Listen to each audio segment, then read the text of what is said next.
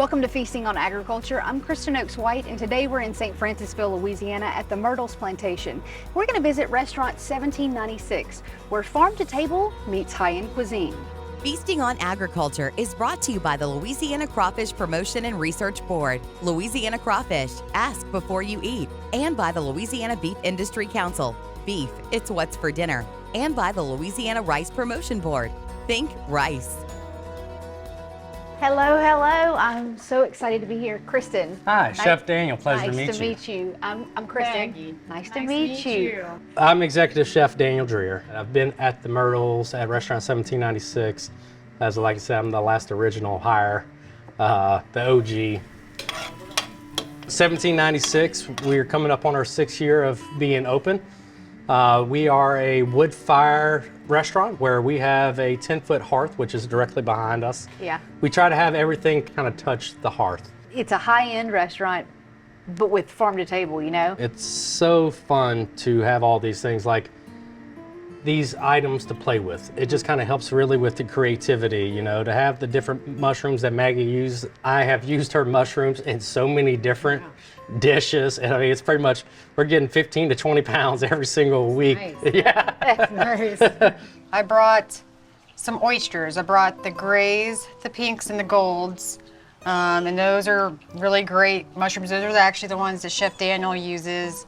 In the lasagna. Right, correct. And then I've also brought the chestnuts, which have a good mild nutty flavor. We've got the piopinos here, which kind of have this similar flavor, mild nutty, earthy flavor. The gray oysters were good. These are a good first starter ones if you're unfamiliar with all of these, because it's mild, it takes on the flavors you're cooking with. It's not super overwhelming. And then you had the lion's mane. I was about to say, you have to tell me about the fuzzy one. So this one is a good substitute for meat. People use it for like making like a faux crab cake or pulled pork out of it. Okay. And it's the most medicinal mushroom that we grow. What I hope people experience when they come here is really, I like people to get out their comfort zones.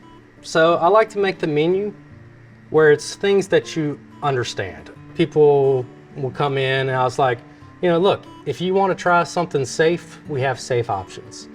If you want to try to actually explore something that you're not used to eating, this is a great place to kind of push your own boundaries and everything like that. And that's what I look forward to the guests is, like, come in here and enjoy the experience that we give here. If you want to try something different, I encourage it. Your artistic ability truly showcases in your dishes because they are phenomenal. Thank you. Thank you. I see that you've got them in bags of sawdust. It is, it's sawdust.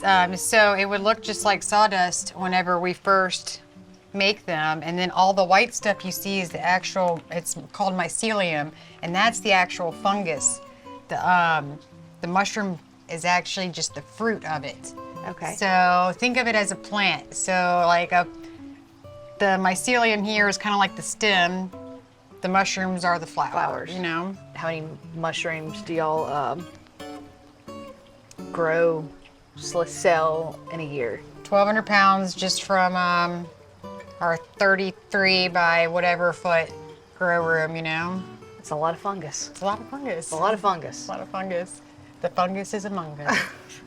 Do not go anywhere, because when we come back, Chef Daniel is going to take us into his kitchen and whip up a mushroom and beef lasagna that I promise you do not want to miss. Stay with us. The next part is really the labor of the love of the project. It's actually building the...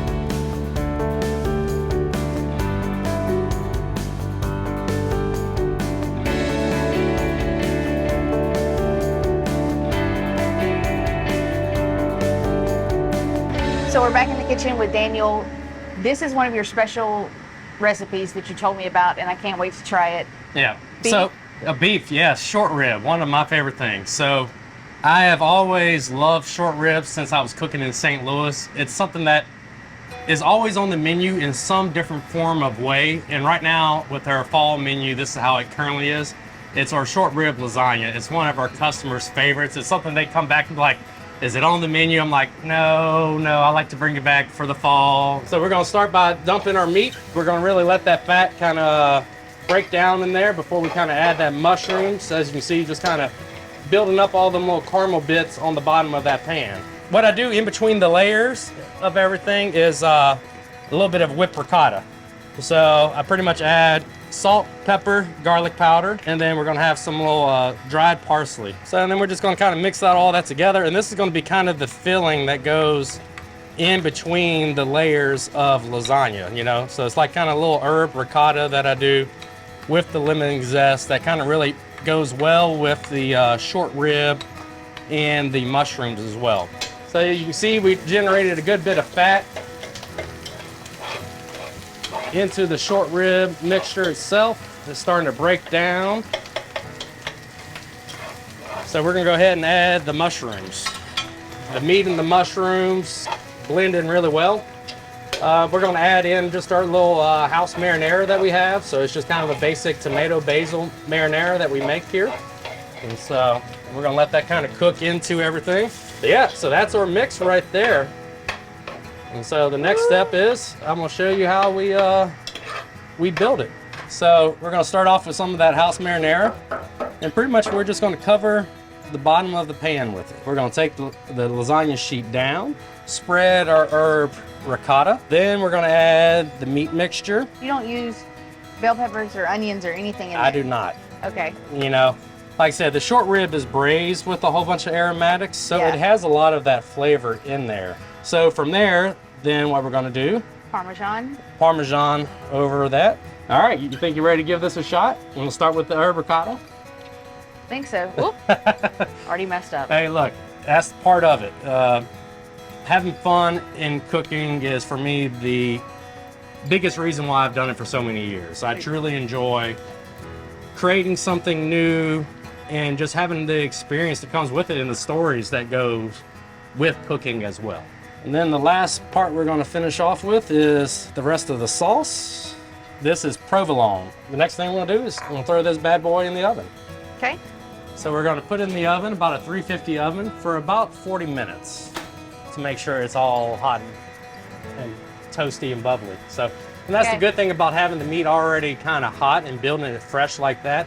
It doesn't take traditionally as long as most lasagnas do. All right, so we have our short rib lasagna. How I finish plating it is we take a little bit of Ewing's Farm, which is a local farm as well. We take their goat cheese and we whip it with a little bit of feta of theirs as well, and a little bit of lemon juice as well. Well, I'm gonna, if we're getting permission, Yeah, absolutely. let's go to town. Yeah. This is amazing. Thank you. And it's not even Need some mushrooms. this might be one of the best things that we've ever eaten on this show. I try. That's what I tell everybody. Oh my God. I try. Thank you again to Daniel and Maggie for welcoming us here today and offering such wonderful ingredients for an awesome shoot. If you want to learn more about Restaurant 1796 or Mushroom Maggie and find out where you can get some of those mushrooms for yourself, you can visit our website at twilatv.org. Until next time, we'll see you feasting on agriculture. Feasting on Agriculture was brought to you by the Louisiana Crawfish Promotion and Research Board, Louisiana Crawfish, ask before you eat, and by the Louisiana Beef Industry Council, beef, it's what's for dinner, and by the Louisiana Rice Promotion Board. Think rice.